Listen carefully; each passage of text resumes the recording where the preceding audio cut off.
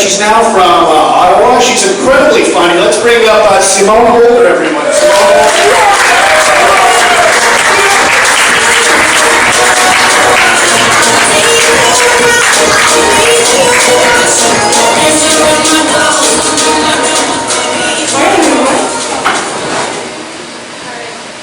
You like the mask? How's everyone doing tonight? Good? Well, thank you for coming out. So, how many of you felt judged during quarantine because you weren't learning Mandarin or exercising 6 hours a day? I felt judged too. But the thing is, I wanted to make the most of all that time as well. So, the only difference was that I wanted to learn things that were going to benefit me when we were out of quarantine and we were allowed to go outside, get naked, and get our fuck on again. You know what I'm talking about. So one of the things that I tried to learn was how to squirt. It's not easy. It requires a level of concentration and focus that I do not have. So I gave that up pretty quickly. And then the next thing I wanted to learn was how to sext. So I signed up for a service called Slutbot. It's real. It's real. I can give you the number later. So what Slutbot is a virtual service that teaches you how to sext.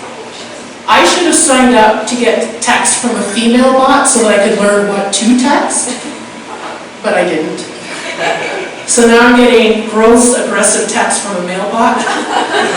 And I don't know how to change the settings, so I've been ghosting the bot. But the thing about this bot, the algorithm is so close to what an actual man would do that it sent me a dick pic. Have you ever seen bot dick? It's horrifying. It's metal, it's telescopic, it's got these weird ball-bearing things. It's horrifying, horrifying. I used to be married, and I'm not anymore, thank God. But when I was extremely unhappy, and I felt trapped forever. And so, of course, my thoughts went to, he must die. And had I gone through with it, I would have been out by now. My friends know it's true. I've got my oldest friends here, and they're like, yeah, it's true. She would have been out by now. I don't like dating. I'm a reluctant dater. Just because I don't feel like I'm being courted. I feel like I'm being lured. You know? And I hate online dating the most and using apps and stuff like that. Because I'm of the generation where you weren't supposed to meet up with people that you found on the internet. You know, and every single time that I've created an online profile, it's because I've had, an uncharacteristic flash of optimism or a stroke. Like all of this cannot be explained or captured in an online profile. This needs to be experienced in person.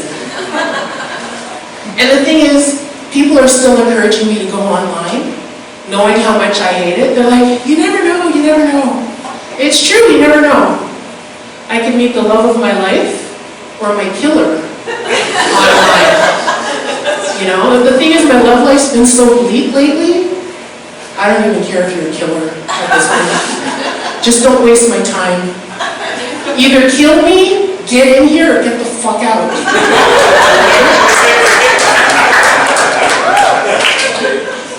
So drama. I'm really good at segues. So do you notice that people who say like, oh my God, I hate drama, are the people who cause the most drama, or involved in the most drama? Like, we all have some, none of us can say, oh, I'm drama-free. But the thing is, we have different levels of drama, and we handle it differently. But the ones who kill me, these lunatics are like, if you can't handle me at my worst, you don't deserve me at my best. Fuck off. That's just crazy. What kind of logic is that? If I see you're crazy, I don't want to see you're normal at all.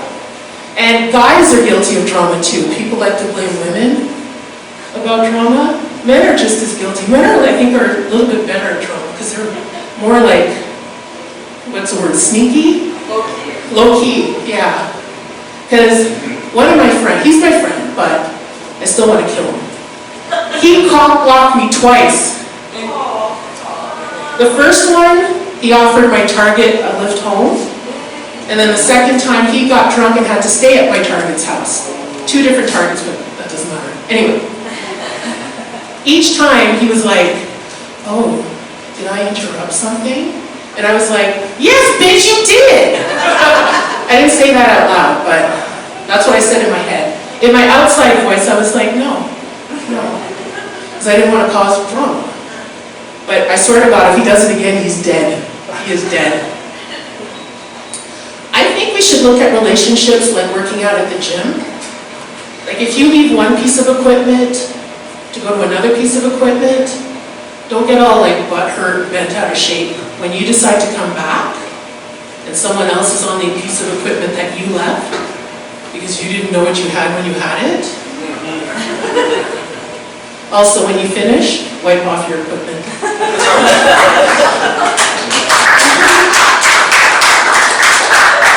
When is a good time to spring a kink on someone?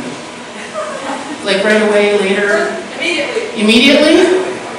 Okay. I respectfully disagree. My vote is never, because I'm worried that I'm the kink, because it's happened. I've always wanted to be slapped around during sex by a beautiful black woman. Good for you, Kyle, you kinky fuck. The thing is, I can't even slap Kyle, because I'll be fulfilling his fetish. So I have no choice but to punch him in the dick instead.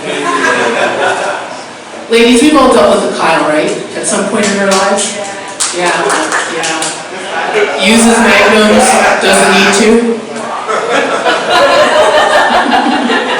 I don't have any kinks myself, unless fucking younger white men is a kink. What sort of... Don't take the Lord's name in vain. What kind of things have you guys done for the sake of your relationship? I'll go first. I once ate a man's cooking for the sake of our relationship. You guys thought I was going to say his ass. His ass would have tasted better. Actually, I had to eat his ass to get the taste of his cooking out of my mouth. I should have said something because I let him believe that I liked his food and I didn't. So he'd cook, I'd have to eat it, it was horrible. And I feel bad for the women who came after me, if they came at all. Doubtful. Because they had to deal with that shit and his cooking. The most awkward thing about having this post-baby body is the fact that I haven't had any babies. I feel like I haven't earned it.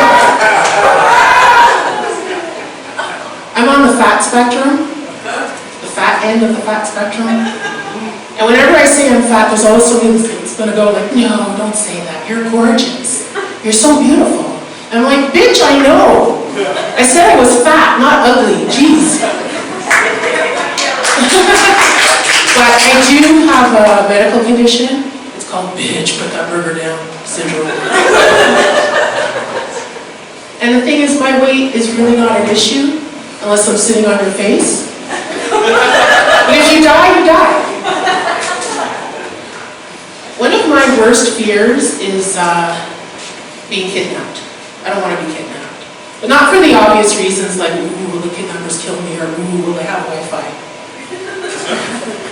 My concern is that missing poster. Because you know that thing's going to be distributed everywhere, right? I need to know, are you going to put my professional LinkedIn profile picture on the poster, or are you going to dig up that hot mess photo from that one time in Cozumel where I had too many tequila shots and I kind of bit that guy in the nipple? I need to know. Also, for the love of God and all things holy, put my goal weight on the poster, please. My goal weight. I'm okay if it takes a little longer to find me. I'm fine with that. You know? And You know, after a few days of the kidnap, torture, keto diet, I would have lost a couple of pounds anyway. And who knows what it'll look like after a few weeks of being trafficked. But mark my words, if my actual weight is on that poster, I will escape just to kill you. That's my time. Thank you, everyone.